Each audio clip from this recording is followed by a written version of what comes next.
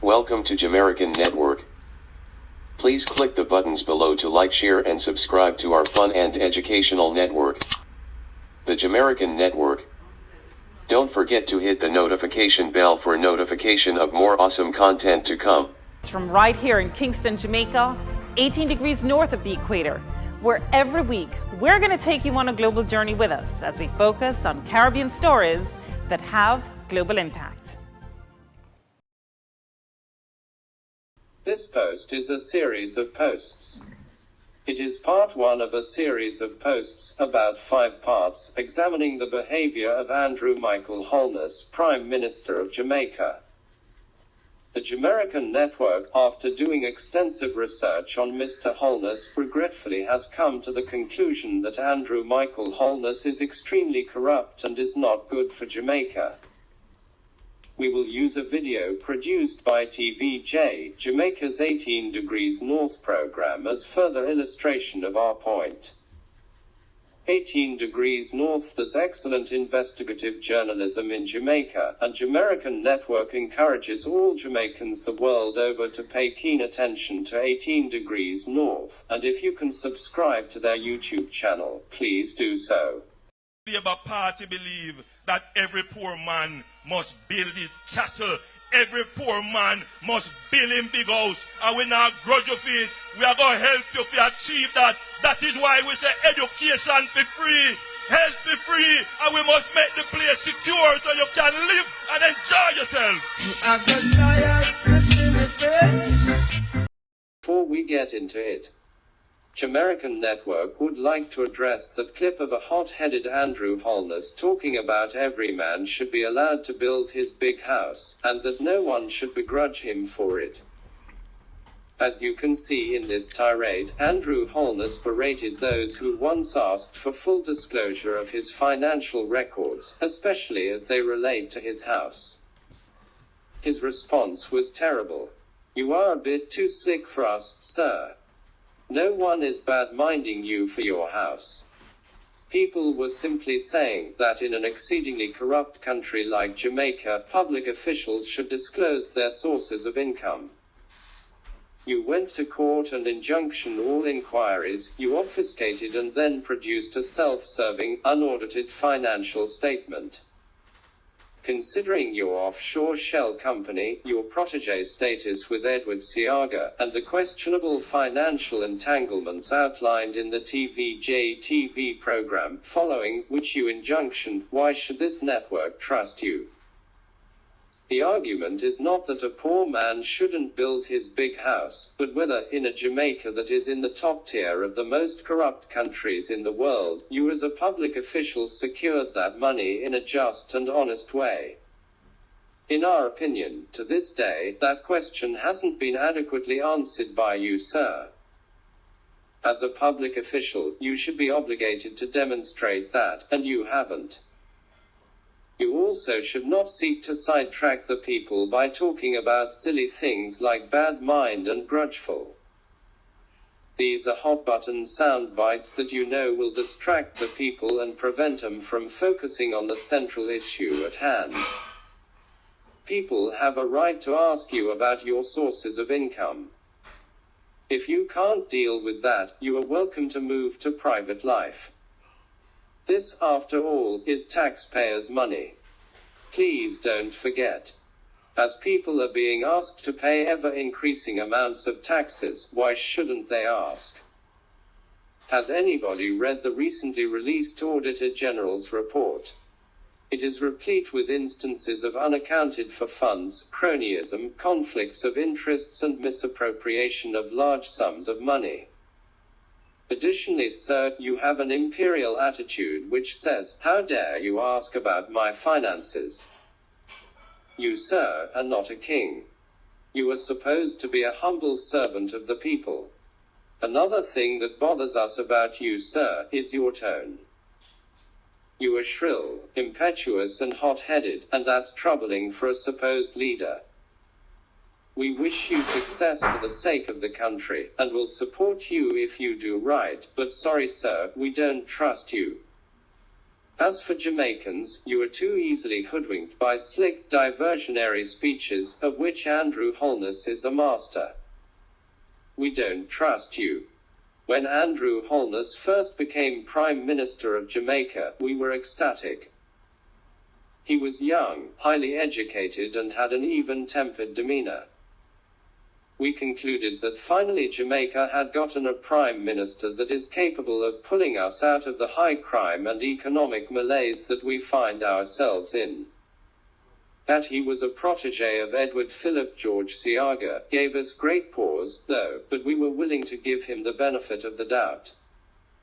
Several years later today, we couldn't be more wrong in our impression of him. Have we seen Andrew Holness steal anything? No. Do we have testimonials from anyone attesting to the fact that Andrew Holness is a thief? No. Can we go into a court of law and prove beyond a reasonable doubt that Andrew Holness is a thief? No. Does anything in his character overtly suggest that Andrew Holness is a thief? Not that we know of. So how in the hell would this network come to the conclusion that Andrew Holness is a thief?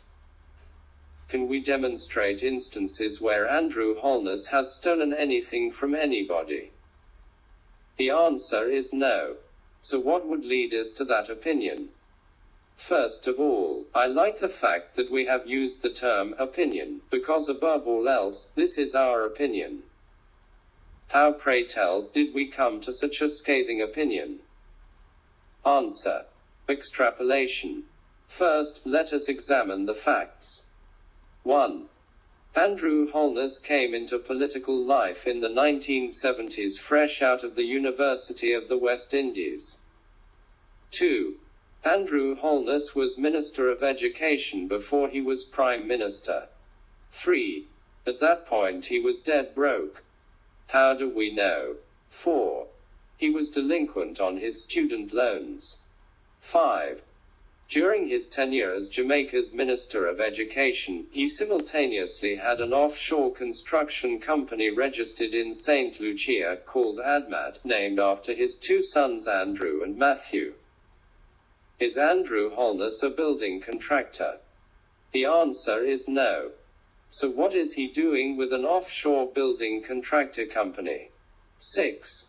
During his tenure as Education Minister, his company, with his partner fronting, received 14 no-bid government contracts. Those 14 contracts were funded by taxpayers' money. 7. Andrew Holness built no schools during his stint as Minister of Education. Check the records. What is the Ministry of Education doing ordering building contracts with no schools built? 8. TVJ, a prominent local television station, was forced to cease and desist its investigation into his finances. Why? Because Mr. Andrew Holness went to court and received an injunction barring them from doing so. 9. Mr. Holness has an offshore bank account. Meaning, he banks his money in another country. Why does a Prime Minister need an offshore bank account? Is he a drug dealer, tax cheat or mafia? 10. Mr. Holness's house in Beverly Hills, one of several properties he owns in Kingston, is listed as an asset of his offshore corporation called ADMAT, as we said before, named after his two sons Andrew and Matthew. 11. The two boys are listed as principals of the corporation. Why is this significant?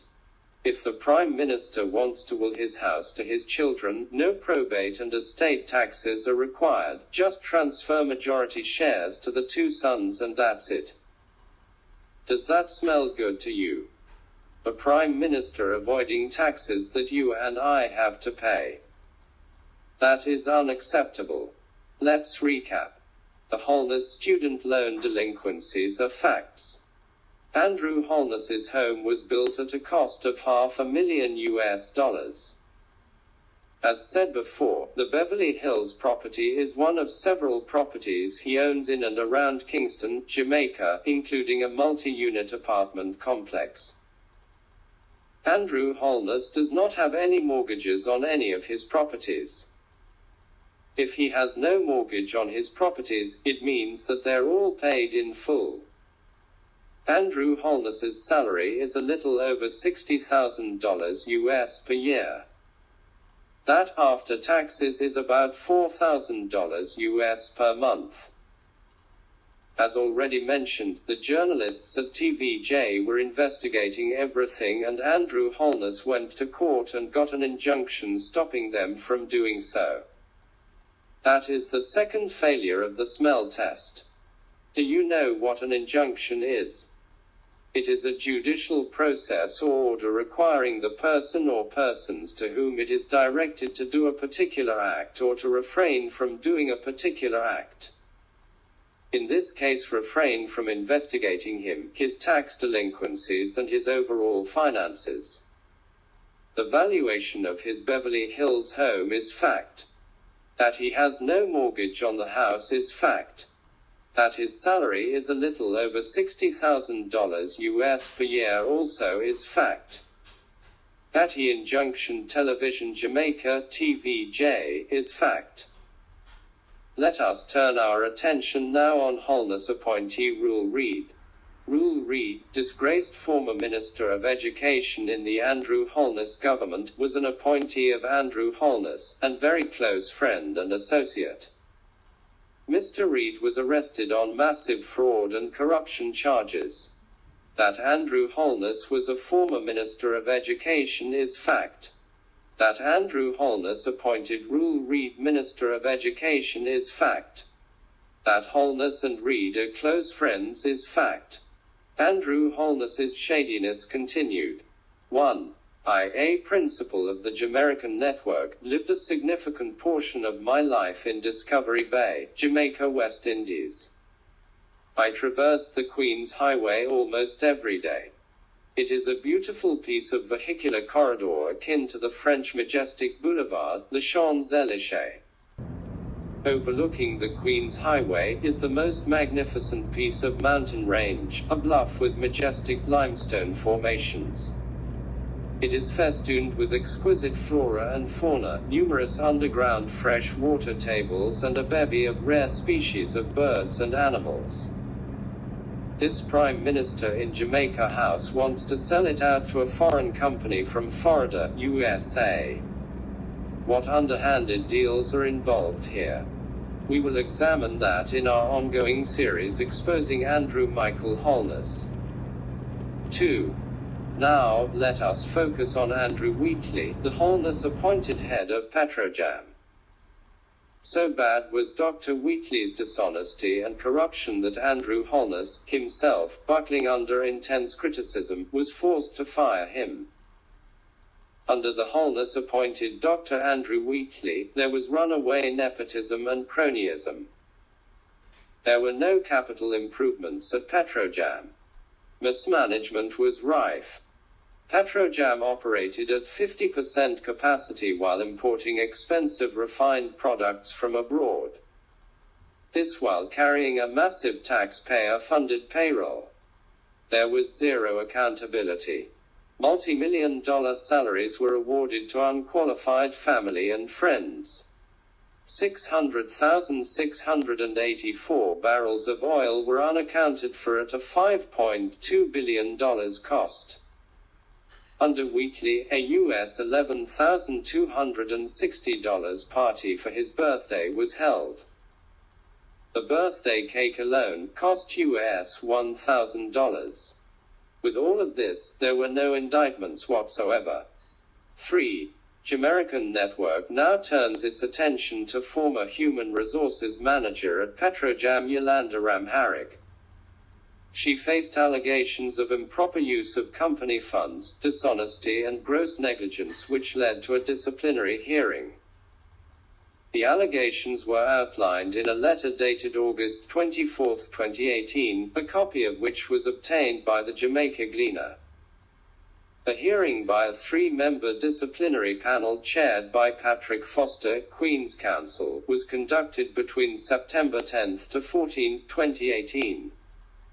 Ramharik was forced to resign in November of 2018. Again, Jamerican Network will delve more extensively into this story in another subsequent series post. 4. Jamerican Network now turns its attention to Mr. Holness's personal attorney, Mr. Patrick Bailey. Police investigators questioned Mr. Bailey about the stabbing death of a man that was living in his home. There are allegations that the man had taken up forced residence in Mr. Bailey's house as recompense for what the now deceased man alleged at the time was Mr. Bailey's stealing of millions of dollars of his funds sent to him from the United States of America. Bailey, at the time, was the deceased man's personal attorney. There is speculation that Mr. Bailey, who claims that he slept through the entire murder ordeal that culminated in the man being stabbed with Mr. Bailey's kitchen knife 22 times, and shot in the head. Mr. Bailey's odd alibi that he slept through that gruesome killing has been accepted by police inspectors, and they have ceased any further investigation. Many people in Jamaica have whispered that this odd development with the Jamaica Constabulary Force JCF, where they ceased any further investigation, in face of this overwhelming evidence and multiple holes in Mr. Bailey's story, had nothing to do with proper law enforcement and justice. But everything to do with Attorney Bailey's status as the personal attorney to Prime Minister Andrew Michael Holness. Again, Jamerican Network will delve more extensively into this story in another subsequent series post on Andrew Holness. 5. Now, let us examine Andrew Holness's gambit to sell off Jamaica's cockpit country to bauxite mining interests. Jamaica, land of wood and water. That's Jamaica, once covered with lush forests and rivers with clean, clear water. But only a small fraction of our natural forest is still standing, and our water is becoming more and more polluted. But all is not lost.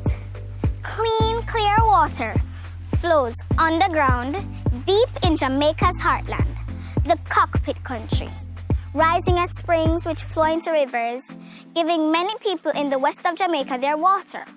All these communities get their water from cockpit country.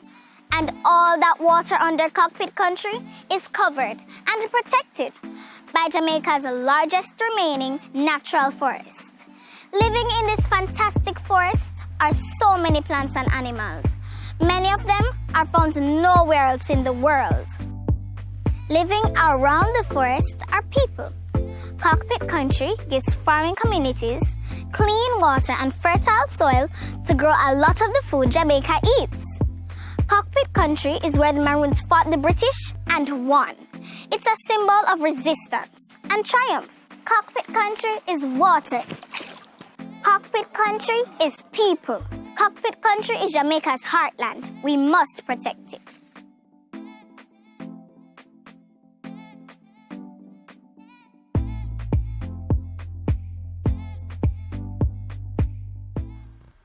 Every environmental impact study has indicated that doing so would have a devastating effect on the area's environment. The cockpit country provides Jamaica with 40% of its clean, potable water. It is a region with multiple clean underground water tables and aquifers. Additionally, it contains an abundance of lush, majestic flora and fauna. It is also an extremely beautiful area which could become a tourism mecca in Jamaica, thereby resulting in the creation of a far more infinite and sustainable revenue stream than the destructive and finite act of bauxite mining could generate.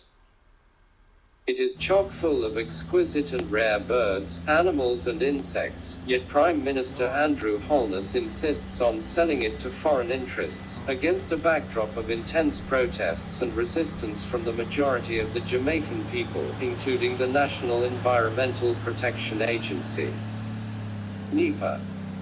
when one considers that this region is ideal for water collection, bottling and selling, thereby creating potentially sustainable employment for thousands of Jamaicans, while not disturbing the region's hydrology, biology, ecology, histology and culture, one cannot help but question the integrity, lack of care and empathy, and the lack of respect and regard for his own people, the Jamaican people. It is a total disgrace, and he has forced me to become a major principal of the Jamerican Network. One way or the other, this man must be stopped. The dust nuisance and the potential fallout of increased asthma and other respiratory diseases to our fellow citizens and their children should have informed the Prime Minister's decisions. The noise by heavy earth movers threatened to disturb the tranquil lifestyle of the residents of an Eden-like region in Jamaica. How devoid of a conscience can you be, to do this to the citizens of that region? How diabolical are you, Andrew Holness? None of this escapes the man who is a highly educated man, an education for which his country has afforded him at great expense and sacrifice to itself. But this man is devoid of a conscience, and no carefully thinking Jamaican should think otherwise. The question must be asked, why is Prime Minister Holness so intent on pushing the sale of this vital and valuable piece of Jamaica? It is inconceivable that he would seek to divest this valuable piece of Jamaican real estate for the pittance of bauxite, which sells for roughly $1,400 US per ton. What else have the foreign geologists discovered, Andrew Holness? We know that the cockpit country was formed millions of years ago when Jamaica rose up out of the ocean and tectonic plates collided to cause pressure. We also know that there is a liberal amount of coal just existing naturally in the cockpit country, and we know that it is pressure being exerted on dead trees and other plant life over the years that created the abundance of coal that exists in the cockpit country. The other noted mineral that is created by pressure is diamonds. So tell us, Mr. Holness, what is it that you know that the rest of us citizens do not know? Are you getting ready to sell us out lock, stock and barrel, just for cheap bauxite, or is there something far more valuable under the topsoil of the majestic cockpit country, Jamaica, West Indies? We would like to know, sir, what underhanded deals have been made unbeknownst to the Jamaican people. These questions need to be asked, because the Jamaican people deserve to be informed so that they can make informed decisions about what is taking place in their country and whether these deals are in their best interest. Mr. Holness has put his hand on God's Bible and sworn true allegiance to Jamaica. Faithful and bear true allegiance to Jamaica. His mouth has mouthed those beautiful words, which he knows in his heart of hearts, that he does not intend to honor. The allure of conspicuous wealth and riches are too much of a temptation for him to concern himself with quaint concepts like trustworthiness, faithfulness and integrity. As our Native American brothers and sisters would say, he speaks with a forked tongue and he deserves to be thoroughly rebuked and rejected forthwith. You know, Marcus Garvey prophesied that some politicians' heads are going to roll down King Street. That is yet another prophecy that just may come true. 6. COVID election. Here is yet another example of why this network harshly criticizes Prime Minister Andrew Holness. He calls an election in COVID time after acknowledging that because of COVID-19, he would not call a premature election. The man does not care about the Jamaican people. The world is caught up in the grips of this Chinese disease called COVID-19. Holness knows how rabidly partisan and politically animated Jamaicans are when it comes to politics in Jamaica. With the very real threat of COVID-19 hovering over our heads and no vaccine promise anytime soon, why call an election? Constitutionally, Holness has another full year before he was required by law to call an election. Why did it so prematurely? Let me tell you why. It was a strategic move. Rolling out of the Dr. Andrew Wheatley JLP minister's corruption scandal involving millions of dollars bled from the Jamaican people at Petrojam, the island's oil refining government-run company, we are immediately engulfed in. The rule read, JLP Minister of Education and Chancellor Fritz Pinnock of the Caribbean Maritime University and other labor rights corruption scandals involving millions of dollars. These individuals, along with family members and others, were arrested as a result. Coming on the heels of the above corruption scandals was Holness's faux pas of unjustly criticizing beloved former Prime Minister Michael Manley. I believe that the angry backlash from the Jamaican people shook Holness to the core. Andrew, who gave authority and tell you that you could have go down and St. Mary and call Michael Manley name? You don't know your history. You don't know your history where you talk about. You never know if you talk about. You talk about Michael Manley, Andrew. Andrew, you don't know how much something Michael Manley do to Jamaica. Eh? And Michael Manley make you go to university. I make the man then the thief your clerks. So you're frightened, you know. Don't think that. Which part of a university you go? Eh? You know Edna Manley Law School? You know them place there? The Bustamante contribute to Jamaica. Where Bustamante contribute to the island Jamaica? When give them? Eh? Who tell you say you could have go down and St. Mary and call Michael Manley name? You enough? Eh? Where Bustamante give Jamaica? Who Bustamante, what did Bustamante wife or husband? What did Bustamante husband? Eh? Where Bustamante husband the name when left go over upon sea, take boat and go over one place over so go married to the captain. Who did Bustamante husband? And a wife in there kind of a woman married to a man. You talk there, you tell St. Mary then something there? You did talk that down at St. Mary yesterday. We're going to call Michael Manley name for. You're in a class like Michael Manley and Jonas? You and Michael Manley just share the same space. You're bright. Eh? Who tell you if you do it? Who tell you if you go down there, go do that? You see when Michael Manley dead, you see then they have him all over in America, come back to Jamaica and something all know he can't bury it? Michael Manley sleeping in peace, Michael Manley is sleeping in heaven. All PMP were dead and go to heaven. You know, see, I got it that hell. Jamaica was the hottest last year when you were carrying around the island. Hell broke loose down there. You're damn enough. Go talk about the money where the disgrace them where you have at Jamaica and the corruption them up to your neck. Talk about the secret MOU where you signed with Israel. Where you see the ambassador of US making frustrated down there so. And that frustrate him. I then think they have to talk at St. Mary.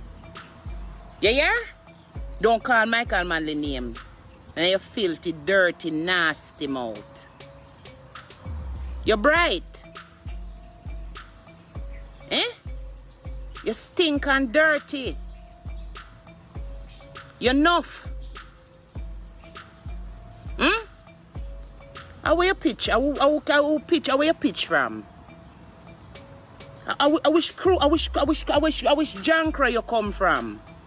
Eh? You didn't have anything until when Michael Manley Cup say equal rights to woman. I say your mama could have go wash people clothes.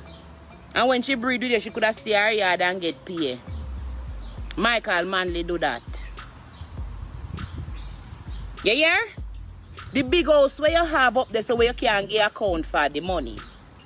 And Michael Manley make you know so you can't own house. Land for the landless when who no have no land can't have land. Michael Manley build youth service. So my uncle then can make grill. You hear? And work at Tankwell and them place there when me a little pitney. And me have whole heap of money when they come a country. And Michael Manley do that. You hear idiot? For me uncle them a wear clocks from Michael Manley time. And my father having clocks in Wallaby or in Desert or in Bankrabber. One a broke down in a yard, a wear a dry in a yard, and two hang up in a house top in a some plastic bag. That's when me a 4 or 5 year old and me born 1979. Michael Manley do that. You're bright. You never know what youth service did or what. You know say you no come with nothing at all. You never know what youth service. Where the poor black boys. They them the way they in a ghetto where you kill out little. Yes. Michael Manley did send them guy youth service after Buster Manti did threaten their life. I make my uncle them have a grown guy in a bush go hide. Me have to my own history about you. You don't talk about Michael Manley. You hear boy? Your drawers are get too tight now. Corruption are tight knee. Corruption dry elastic. Round your drawers waist now, so you get tighter for your waist, so you try to squeak all about it now work. You can't talk about Michael Manley, boy. You will dead. Yeah? Remember me tell you that. And I don't care the consequence or the circumstances or how no me want to take it. Taisha didn't scare 0. No bright.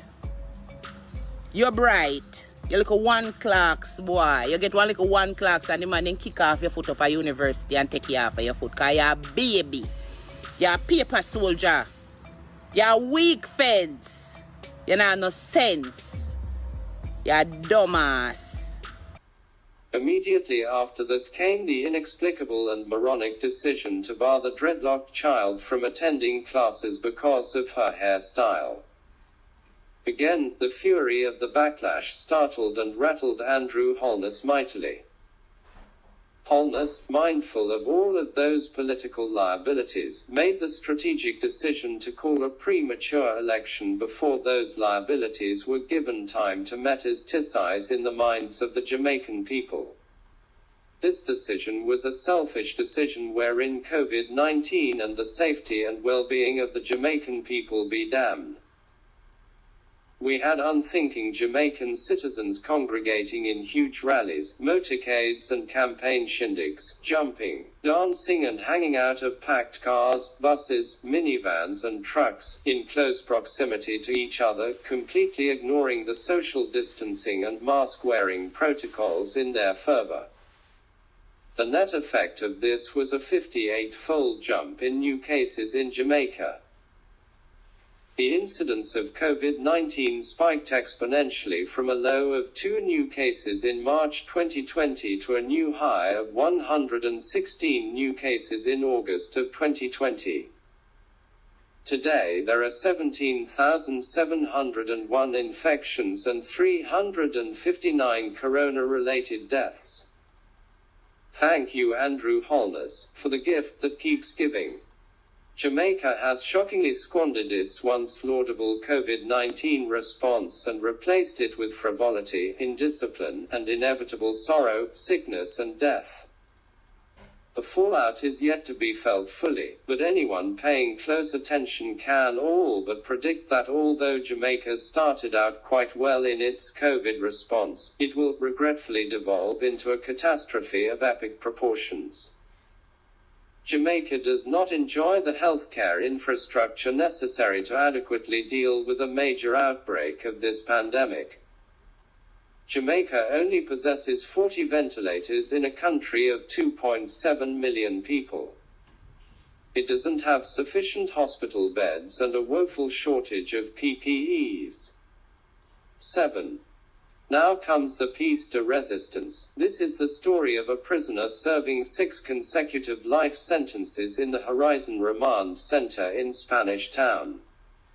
He was accused of the murder of 6 Jamaican people, including small children, whose throats allegedly were slashed through and through.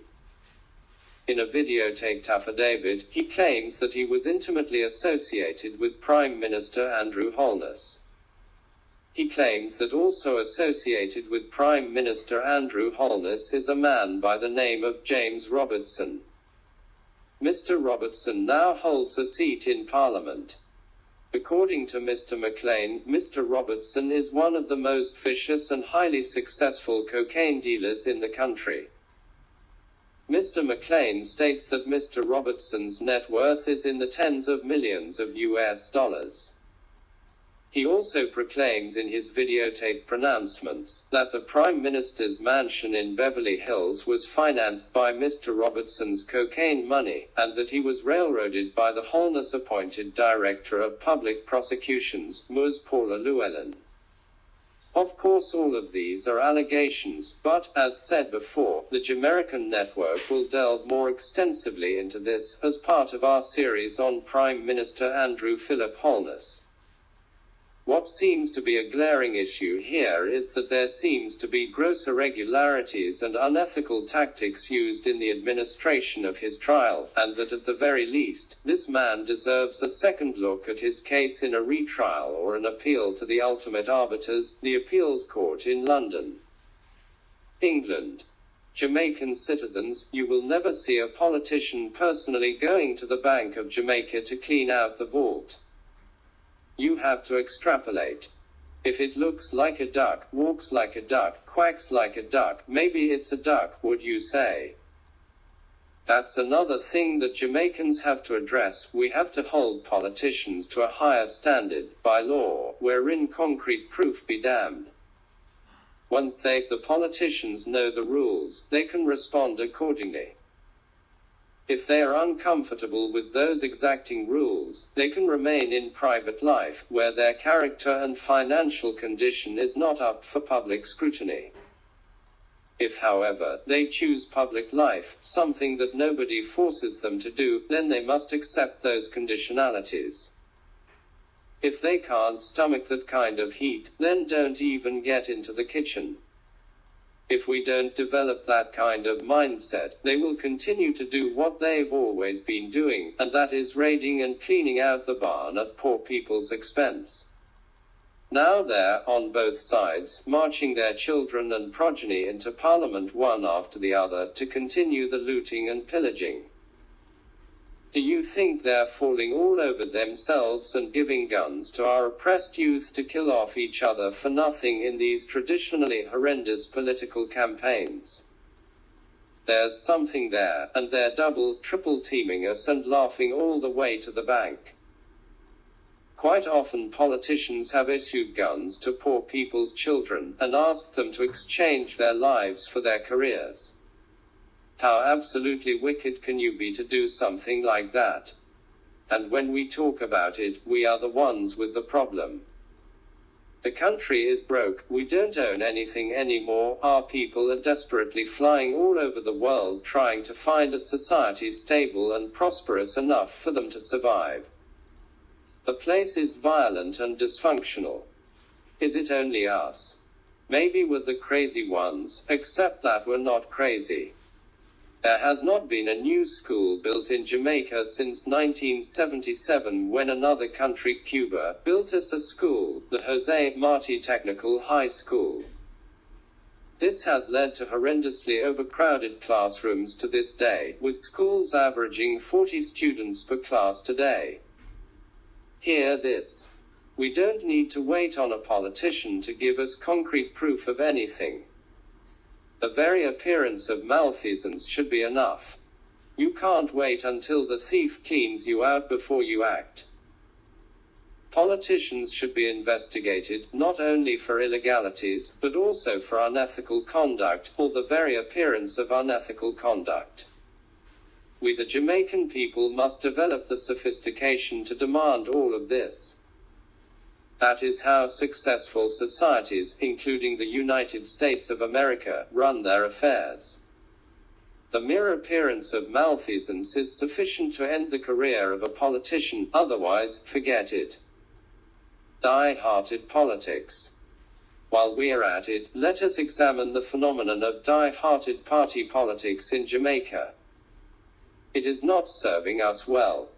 Many Jamaicans say that the grandparents were PNP or JLP, so therefore, they are either JLP or PNP. That is not a very smart outlook, and it has not served the country well. Judge each politician or political party based upon the deeds. Judge them on the basis of right or wrong, nothing else. If the Jamerican Network criticizes the JLP, then for a lot of Jamaicans, the principles must be PNP, and if Jamerican Network criticizes the PNP, then the principles must be JLP. Nothing could be more absurd, and it is full time we got out of that brain fog. Do not overlook the wrongdoing of a politician just because he or she is a member of your party. Be impartial and think country over party. That is a big part of our problem, and this has not served us well over the years. The time has come for us to change. Political tribalism has not served us well, and if it continues, it will be our doom. We cannot afford to lose our country to thievery and mismanagement. It is the only accepting habitat Jamaicans, the world over, have on earth. With that, please enjoy the remainder of part 1 of our series by viewing the full episode on Prime Minister Andrew Holness by 18 Degrees North TVJ's illustrious news program featuring internationally renowned journalist Zara Burton. Every poor man must build his castle. Every poor man must build him big house. He became Jamaica's newest prime minister despite controversy about his big house. Join us in a partnership for prosperity.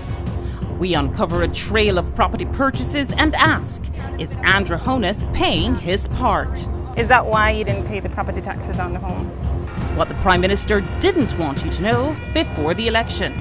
And later, Holness sounds the warning on corruption to his new cabinet. Corruption will not be tolerated in this government. But does his own record raise questions when it comes to awarding public contracts? When each side is in government, there are uncomfortable levels of awarding of contracts to persons who are either political supporters, campaign financiers, or other connected parties. We reveal how Holness signed off on taxpayer money for a contract to his associates on this episode of 18 Degrees North.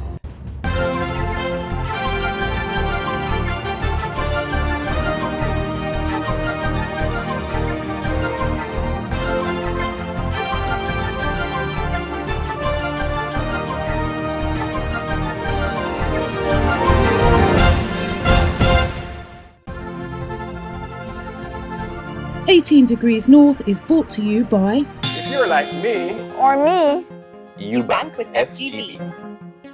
My students are learning to find the right formula. That's what my bank already gives me, with Saturday banking, late opening hours, and an extra special credit card rewards program that fits in with my needs. If you're like me, you want a bank that has the perfect formula for you.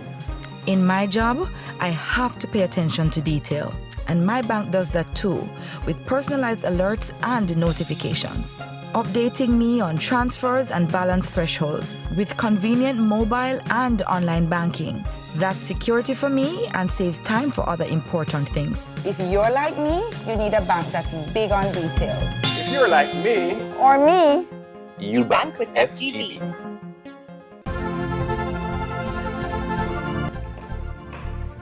Hello, I'm Zara Burton, and welcome to 18 Degrees North.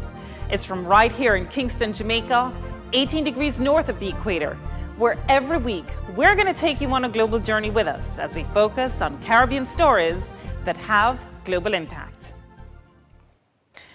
We begin our show with Jamaica's newest Prime Minister, Andrew Holness. During the 2016 general elections, His house became front and center.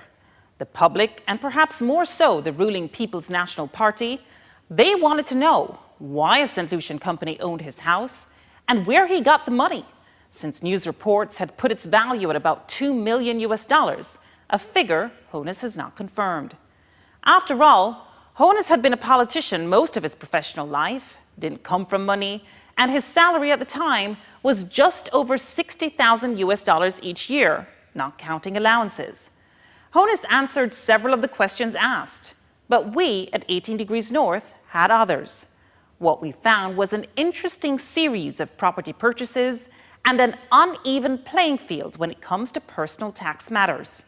It also shed light on the relationship between Jamaican politicians and their associates in the awarding of public contracts. We're staying right here in Jamaica at 18 Degrees North and 77 Degrees West. The Labour Party believe that every poor man must build his castle. Every poor man must build him big house. And we not grudge you for it. We are going to help you to achieve that. That is why we say education for free, health for free, and we must make the place secure so you can live and enjoy yourself. This is the house, built on 3/4 of an acre, complete with stone-cut wall, in the exclusive Beverly Hills neighborhood just outside Kingston. It's a huge upgrade from where Jamaica's newest Prime Minister and then opposition leader Andrew Honus says he was born. I was born in a 2-bedroom board house at 56 Cumberland Road in a Spanish town. My father is still a farmer and my mother is a retired civil servant. Property records showed the Beverly Hills land was purchased by St. Lucian-based company ADMAT Incorporated for $300,000 in 2011, 3 months before Honus became Prime Minister of Jamaica for the first time, and when he was Minister of Education. There's no mortgage listed. In a statement, Honus says he's the sole director of ADMAT and a shareholder, along with his 2 sons, Adam and Matthew. Honus says he got the money from funds in his accounts at 2 of Jamaica's investment banks and used his savings, salary, loans and credit from suppliers established through his wife, who is a real estate developer, to build the house, costing him approximately $52 million, or around $525,000 US. He says the St. Lucian structure was used for estate planning. His attorney, Patrick Bailey, says there's that and the additional potential benefit of avoiding transfer taxes. If the house at Beverly Hills is the only asset and he was selling it, he would simply sell the company, sell the shares.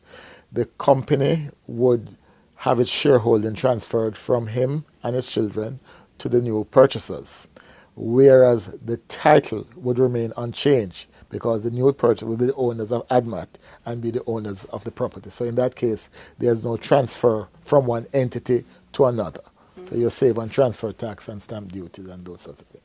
Civil society activist Carol Narcisse says the leader of the country shouldn't be trying to avoid taxes. Especially if you're a prime minister and you're telling your citizens that they need to conform to the regulatory environment that you have designed, that you do not think you can adhere to, because it is inimical to your interest to adhere to it, or inimical to the interest of your children's future to adhere to it, then there is a major, there's a major inconsistency there that you need to explain.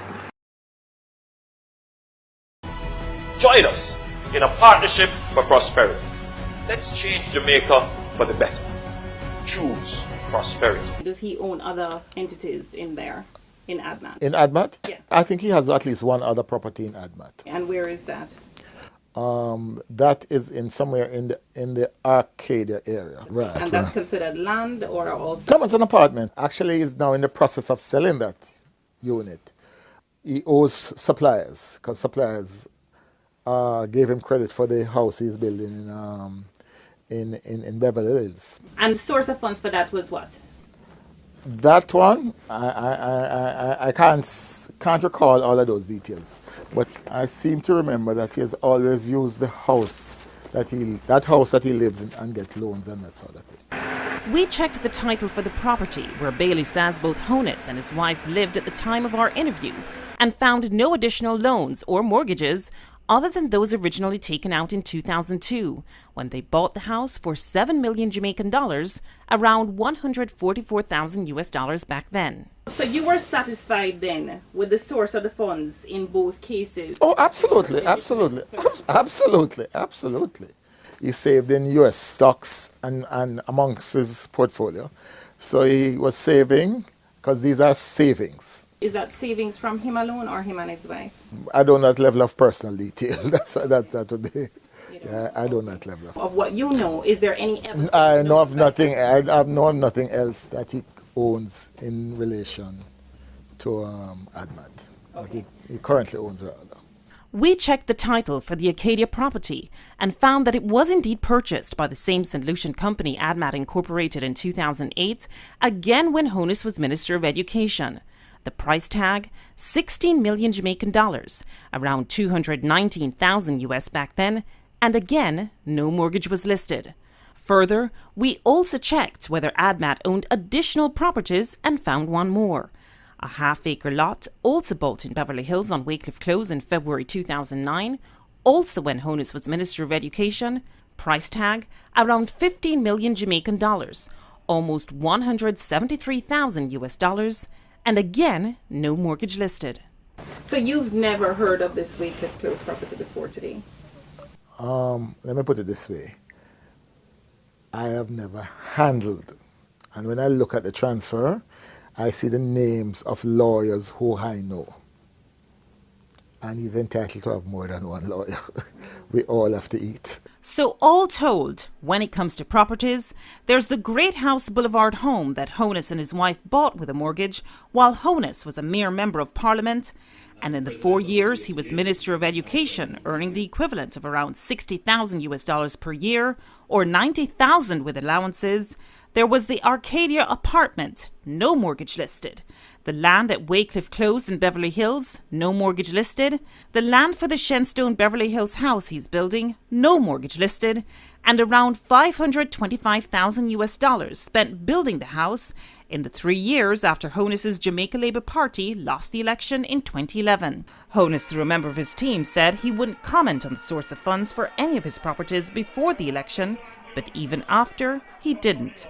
He also said he would make his financial statement public at the end of March 2016, but he didn't. Despite several calls to Juliette Honus, a property developer, chartered accountant, and newly elected member of Parliament, she didn't get back to us.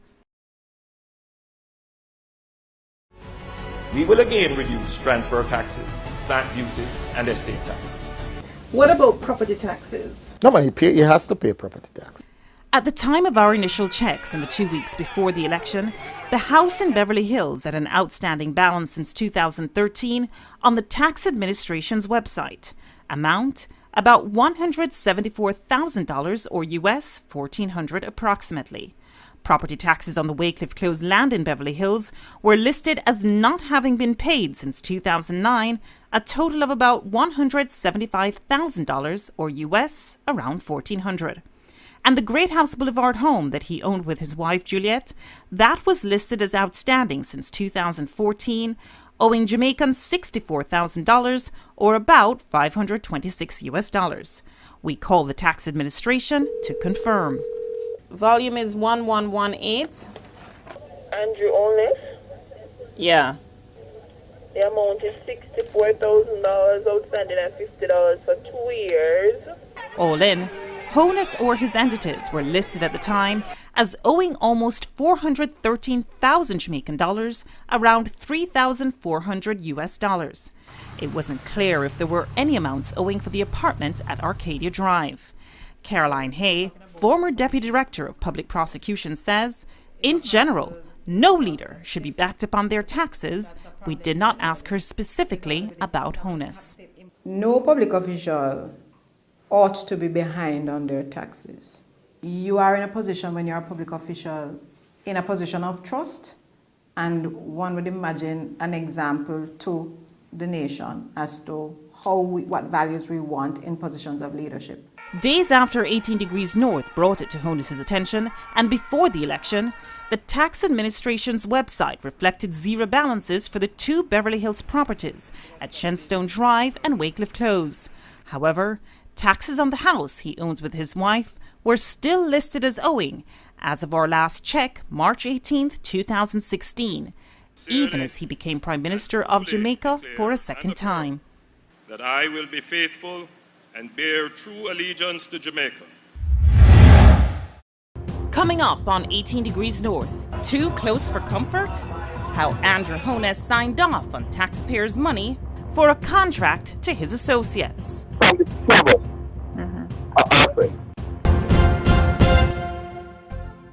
18 Degrees North just uncovered a trail of property purchases linked to Jamaica's newest Prime Minister, Andrew Honus. Now see how that trail led us down another path, that of government contracts awarded to his associates. Corruption will not be tolerated in this government. The property at Wycliffe Close in Beverly Hills remains an open lot today. As it turns out, the owner, Andrew Honus's ADMAT Incorporated, applied to the National Environmental Planning Agency to build townhouses in 2010, but that application was turned down. Representing ADMAT in this application was one Robert Garvin. Robert Garvin is not a director in any way, shape or form of ADMAT. No, man, he's not. But why would Robert Garvin's name then appear on an application to the land development? Because he's acting as agent, he's doing the process. Yeah. That's not unusual. According to Company's office records, Robert Garvin is or was a director of other entities affiliated with Andrew or Juliet Honus: Positive Jamaica Foundation Limited, Sunshine Mobile, West Central St. Andrew Trust Limited, Omega Bridge Finance, and the now removed Delido Taxi Service. Who is Robert Garvin? Garvin? Robert Garvin. Never met the name, never heard the name. But I do remember Positive. But I did set up Positive Jamaica, I remember that. Right, but he's one. Yeah. Positive Jamaica is in part a director by Garvin. I know he was a director of And by the way, one more thing. What about the fact that Garvin used this address, 28 Herb McKinley? Because this is my address. It's precisely what I'm saying. You're at 28 Herb McKinley, no? I know, so why Robert Garvin used it and you... Because we set up the company here. Garvin, I'm not saying that. I don't remember the name. Separately, Robert Garvin is also listed as the director of Westcon Construction, along with one Donovan Simpson. Garvin used the address 25 Dominica Drive while setting up Westcon, the same address he and Honus used when registering West Central St. Andrew Trust Limited. Government records show Westcon Construction as receiving 14 government contracts, totaling $28.5 million Jamaican dollars, or around $386,000 US. This was between 2006 and 2009, even as Honus or his wife shared directorships with Garvin on 4 entities. 12 of the 14 contracts were under the JLP government, with which Honus has a career-long affiliation. 9 of the 14 list 0 or only 1 tender. 10 of the 14 were granted by the Minister of Education when Andrew Honus was minister, and by the National Works Agency and Social Development Commission for work in Honus's constituency. Honus even instructed the Social Development Commission to pay Westcon Construction just under $1.5 million Jamaican dollars, or around US $21,000 back then. He signed the document himself. There was only one bidder for cleaning, bushing and trimming of the roadways in Honus's constituency of West Central St. Andrew, and no procurement committee approval. Payment was requested by Honus December 20th, 2007, and paid promptly on the same day. When contacted in a general sense, the current Social Development Commission head, Dwayne Vernon, said, while not the norm, it is possible to have a request and payment on the same day, especially when there's a contract in place with stated payment dates. Vernon, who didn't address this contract specifically, also said, the SDC does not procure for constituencies. This is the prerogative of the MP and his or her project officer. Civil society activist Carol Narcisse says, awarding of government contracts in Jamaica has been a long-standing cause for concern. When each side is in government, there are uncomfortable levels of awarding of contracts to persons who are either political supporters, campaign financiers, or other connected parties. We asked Honus whether he declared his relationship with Garvin while contracts were being awarded to Western Construction, but he didn't get back to us. We called Garvin, but he said he couldn't talk at the time, and he didn't answer our text message. When contacted, Garvin's partner in Western Construction, Donovan Simpson, he tried to distance himself from the inner workings of the company. I don't know where are these projects. I don't know how much were collected. So you didn't benefit from these contracts, that's what you're saying? No. Even though his name is not on the filing, is Andrew Honus a part of this company? No, not to my knowledge. No, man, he's not a part of it. Do you know if Garvin is a friend of Andrew Honus? Yes, yeah, man, they are friends. They are very close. So from the two of us are friends. It's what Andrew went in politics, you know. I met him at Siaga's office because Robert and Siaga were very close also, you know. Oh, okay. So the first time I saw Andrew is when Robert invited me to the Siaga's office in New Kingston. We searched, but could find no record of Honus declaring his relationship with Robert Garvin or Donovan Simpson. And the Office of the Contractor General would only say that we should request an investigation, which we did. When asked in a general sense, and not about Honus specifically, Caroline Hayes says these kinds of relationships should be declared. In the procurement rules and guidelines that I've read, there's been a concern about whether there is a connection either directly, meaning you have an interest in a company that's bidding for public assets and public benefit, or indirectly, meaning it's in the name of a wife, in the name of a girlfriend, in the name of a child, in the name of an associate.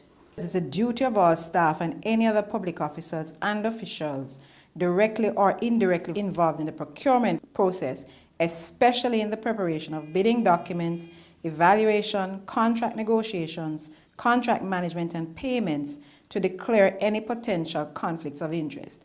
Whether Honus declared his relationship with Garvin remains unclear. However, Bailey, his attorney, is adamant that all assets associated with Andrew Honus were declared. In every case, everything that he has owned from the time that from even the time he set up ADMAT, going back to 2001, everything has been declared. We checked with the Integrity Commission, but no one ever got back to us. Information submitted is usually confidential. The law that governs it explicitly states that these declarations cannot be made public, and if they are made public, whoever makes them public is subject to a fine of over $1 million, right? These declarations of assets need to be brought under the ambit of the Access to Information Act so that we can request to see and be given, or given a good reason why we can't be given. In Jamaica, breaches of the rules governing the awarding of government contracts carry a possible fine of $1,000 or around $8 and or 3 months in prison. See what happens when we try to get answers from Andrew Honus on the campaign trail. Can you give me a sense of who Robert Garvin is? That's next on 18 Degrees North. Jamaica's newest Prime Minister, Andrew Honus, may have wrested control from the People's National Party, in part because of his 10-point tax plan. During the election campaign, though, there were skeptics. Critics charged, how was he going to plug the millions in lost revenues in US dollar terms when his plan would essentially eliminate income tax on those earning the equivalent of around $12,000 or less? Honus's plan was to spur spending and generate more revenue from consumption tax while raising taxes on high-end earners. We caught up with Honus on the campaign trail. We asked him what else he had up his sleeve and why at the time was he listed as being behind on his property taxes. Where is the economy going? Have you done any analysis of your tax plan and what economic growth is going to look like in your first year? I wouldn't want to give you a specific figure. But your analysis must have produced something that is tangible for the people to understand. Yeah, but I didn't say I would give you that figure. but it has produced a figure. Of course. Okay. Otherwise, why would we do the analysis? Give me a general sense of where we have on the low end, the top end. I would say to you that if you're going to talk about economic growth, you should be above 3%. Okay. That's a fair statement to me. Right. Let's talk about some of the other taxes that you, tax incentives and lower rates. And so I think there was mention of some transfer taxes as well. In general, our tax plan is to reduce transaction taxes. A part of economic growth is to get the velocity of transactions increasing, and particularly in construction and real estate, because those are major employment areas. So we will bring to the levels which we had them before our transfer tax and stamp duties, and estate taxes as well. You seem to don't like taxes too much because absolutely. I'm a small government, free enterprise person. I believe that markets work best and taxes are distortionary. Okay. Is that why you didn't pay the property taxes on the home? No, my property taxes are paid. On the THS website, when we did the valuation numbers for your properties, the outstanding taxes are there? No, my taxes are paid. When we looked, there was your Great House Boulevard property. There was your property that's owned by ADMAT, which you say you're the sole director of. And then there's another property that we actually found under ADMAT as well, up at Wycliffe Close. All three were outstanding. And then we saw that at Wycliffe Close, taxes seem to have been outstanding since 2009. What about the other property, though, at Wycliffe Close? That I would have to check on. I mean, that's been there for a little while, so I'll have to check on. But I don't want to distract from the message. No, but you are the person that's saying that you don't necessarily love taxes, yeah? Yeah. And you are the lead. You are a leader of this country, potentially the premier leader of this country come next week. And so I'm asking you the question, as the leader of a country, do you believe that your taxes should have been more up to date than the record reflects? What I'm saying to you, from my best recollection, I've paid my taxes. Now, if it is that they are outstanding, it's not an issue to pay them. Okay. I'm not hiding from taxes. But ADMAT is designed for you to avoid potential estate taxes and transfer taxes. No, it's designed for estate planning purposes. For estate planning purposes, that means basically that you avoid some sort of taxes. And I'm saying, does it look good for a leader of a country? I'm not clear that when we set it up, it was never to avoid any kind of taxes. And it's not likely that I would be able to sell everything. It was set up merely as a way of holding assets. So it's a holding company. That's it. But in any event, let's be clear. Any citizen of any country is permitted. It's not illegal to establish, and many persons have. No doubt. I'm not talking about the legality. I'm more talking about, does it look good for a leader to be trying to set up their situation so that they avoid paying tax? No. Any company can, I think, avoid being in a situation. Look, my view on the matter is this. You should plan your estate and plan for taxes the best way possible. You just said a while ago that you don't see a sense where you would be able to sell everything. What's everything? What's everything? You mentioned two properties. Right. There's Wycliffe Close, which is an open land right now. Look, we'll talk again. No, one thing I wanted to ask you about. You've gone over the 10 minutes. Hold on, Mr. Honest. Mr. Honest, I must ask you a question. Can you give me a sense of who Robert Garvin is? He's a company secretary, but what's the issue? He's a company secretary. What's your relationship with him? So this is where we bring 18 Degrees North to a close for this week. Join us online, look us up on Twitter or on Facebook, send us your comments. We're there to bring you Caribbean stories that have global impact. From all of us here at 18 Degrees North, I'm Zara Burton. Thanks so much for watching, and we'll see you next time.